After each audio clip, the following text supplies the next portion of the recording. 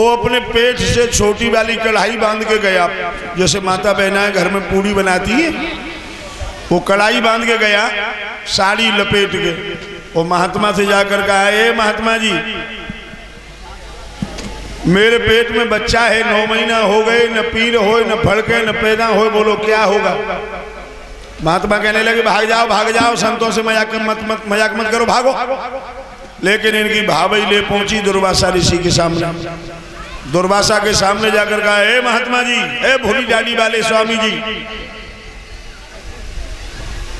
तुम जानते हो ये लड़की है, इसके पेट में बच्चा है, 9 महीना हो गए, न पीर हो न पैदा हो न फड़के, बोलो क्या होगा। दुर्वासा ऋषि कहने लगे, जाओ मूर्खो, संतों से मजाक करते हो, तुम्हारे वंश को नाश करने वाला मूसल पैदा होगा। जो चादर हटाई सोई मूसल सड़क पर।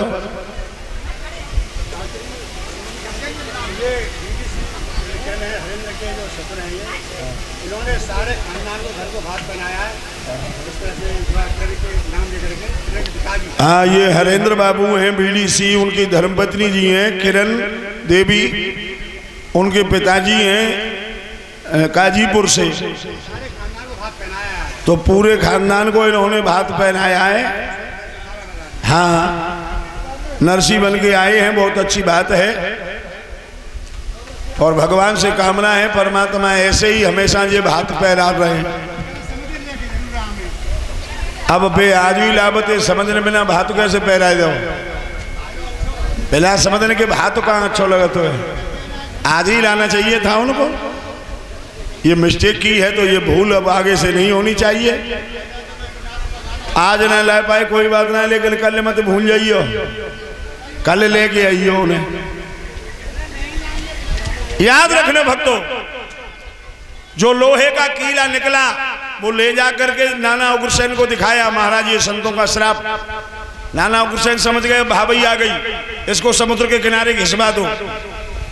समुद्र के किनारे घिसवाया, जो उसकी रज छूटी घिसन, उससे तिधारा घास पैदा हुई, जिसे पटेरा बोलते हैं। एक छोटी कील बची, वो समुद्र में फेंक दी, उसे मछली निकल गई। जरा नाम का बहेलिया आया, जाल डाला, मछली पकड़ में आ गई।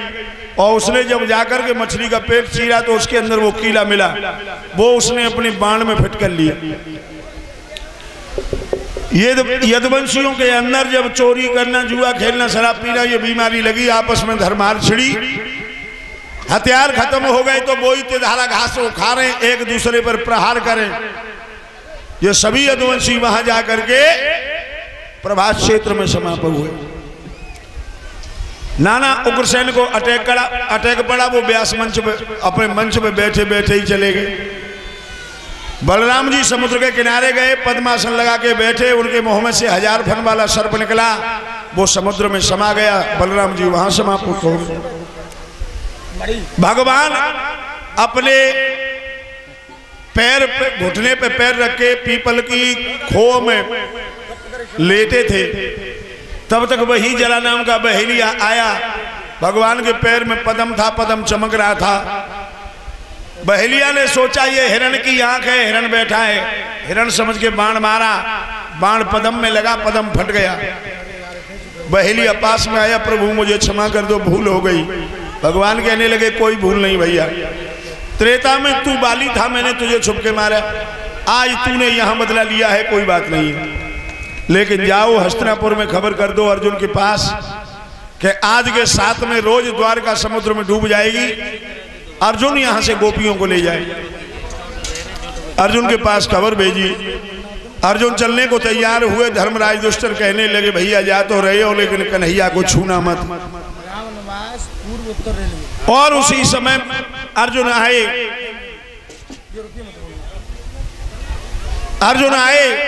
अर्जुन ने आकर के भगवान कन्हैया को छुआ नहीं।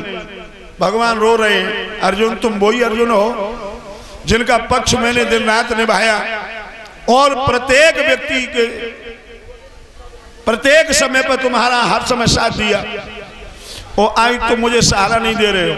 अर्जुन खड़े खड़े रो रहे हैं, भगवान को सहारा नहीं दिया। भक्तों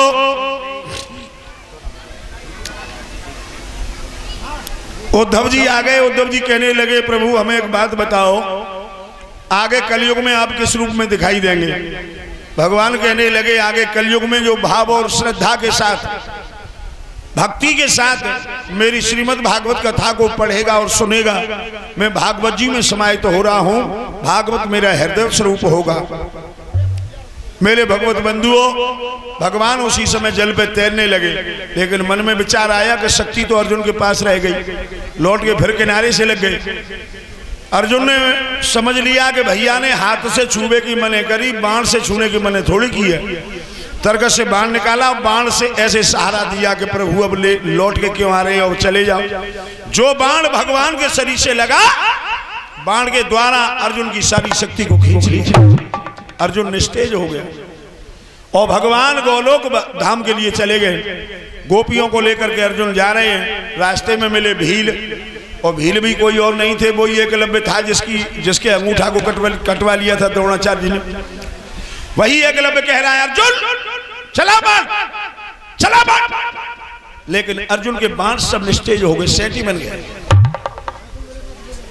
भक्तों, भीलों ने गोपियों को लूटा है। अर्जुन तेरो कहा बड़ो समय बड़ी बलवान, और भीलन लूटी गोपिका बेई अर्जुन बेई। याद रखना भाइयों, इधर भागवत गीत तो होने को चली है और तक्षक सर्प राजा परीक्षित को डसने के लिए चला है। महाराज परीक्षित पूजा के लिए हाथ में फूल लेकर के खड़े हुए। सुखदेव जी कहने लगे हे राजन परीक्षित, आप सब तरह से बिल्कुल ठीक हो, आपकी आत्मा परमात्मा में होने को जा रही है। सच्ची भावना और श्रद्धा के साथ अगर नियम संयम का पालन करोगे और भगवान को अपने हृदय में मान करके चलोगे तो आपकी मुक्ति निश्चित है। इसलिए पूजन के लिए हाथ में फूल लिया राजा परीक्षित ने। आप खड़े होके आओ।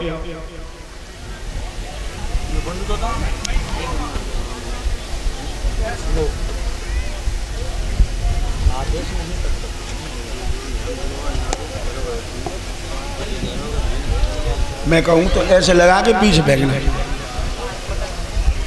आज महाराज परीक्षित ने पूजन के लिए हाथ में फूल लिया है, तो नाक तक फूल जाते जाते